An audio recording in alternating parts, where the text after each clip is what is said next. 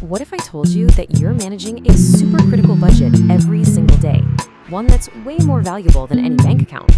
Well, you are. And today, we're going to take a look at your brain's energy budget. All right, first up, let me ask you a question. What's the most powerful and energy-hungry computer on Earth? Yeah, it's that 3-pound marvel of engineering sitting right between your ears, your brain. And get this, even when you're just chilling out, doing nothing, your brain is a huge spender. I mean, it's chugging a staggering 20% of your body's total energy. It's always on, always processing, and constantly drawing from that energy account.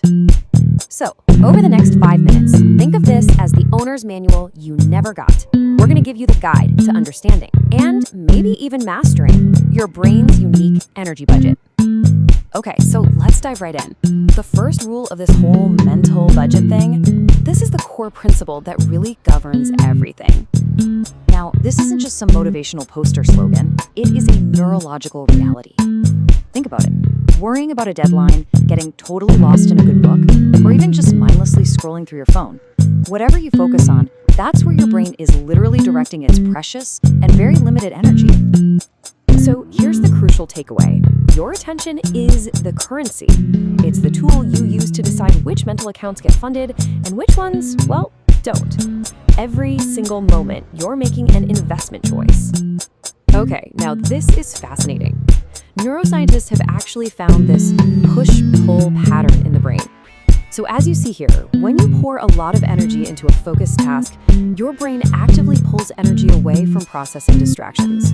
It literally turns down the volume on all that irrelevant noise. It's a zero-sum game, folks. Which, of course, brings us to a problem we all know way too well.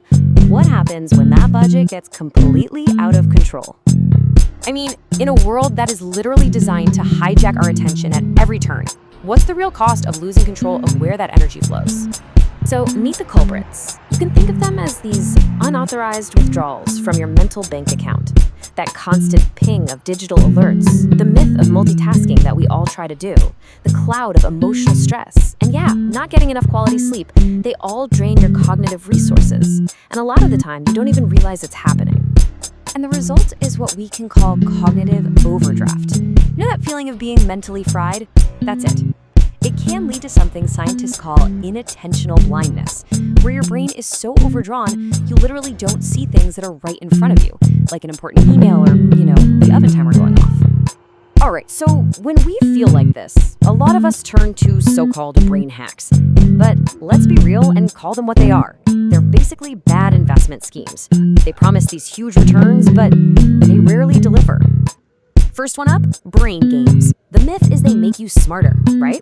Well, the truth is, a major BBC study found they just make you better at playing those specific games. There's no real-world transfer to your general cognitive skills.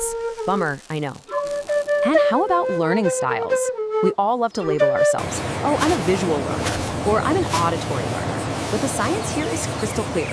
Multiple studies have shown that tailoring lessons to these supposed styles makes absolutely no significant difference in how well you do. And then there's the classic left brain versus right brain myth.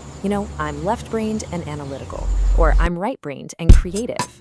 It's a neat idea for sure, but it's totally false. We use both hemispheres of our brain for pretty much everything. There's just no such thing as a dominant side that dictates your personality.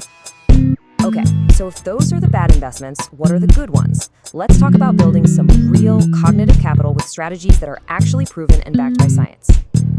Yeah, instead of those ineffective hacks, we're going to look at 3 sound investment strategies that will actually protect and grow your mental wealth. These will help you get the best possible return on your attention. All right, strategy 1, a super simple 5-minute focus meditation. You just sit quietly, focus on your breath, and notice that sensation. But here's where the magic really happens, in step 4. When your mind wanders, and trust me it will, you just gently bring it back. Every single time you do that, it's like a bicep curl for your attentional muscle. It's genuine fitness training for your focus. Number 2, smart exercise. And I want you to think about this in terms of return on investment. So, standard aerobic exercise, that's a good investment, for sure, no doubt. But the research shows that complex activities like dance, martial arts, or even rock climbing, that's a great investment. Why? Because they give you all the same benefits, plus they stimulate growth in the cerebellum. key brain region for coordination and, you guessed it, focus.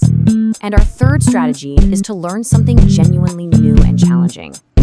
When you decide to tackle a new skill, like playing an instrument or learning a language, you're not just picking up a fun party trick. You are physically creating new neural pathways in your brain. This is what keeps it flexible, adaptive, and it prevents that feeling of mental stagnation. All right, let's bring this all together. It's really time to start thinking of yourself as the CEO of your own brain. This quote just gets right to the heart of it. You can't control the endless stream of information and distractions flying at you 24/7, but you can control where you direct your energy. You can choose to spend it on improving. So ultimately, it all comes down to this. Your attention is your single most valuable asset. The choice of where to invest it is yours, and yours alone. So the only question left is, where are you going to invest it?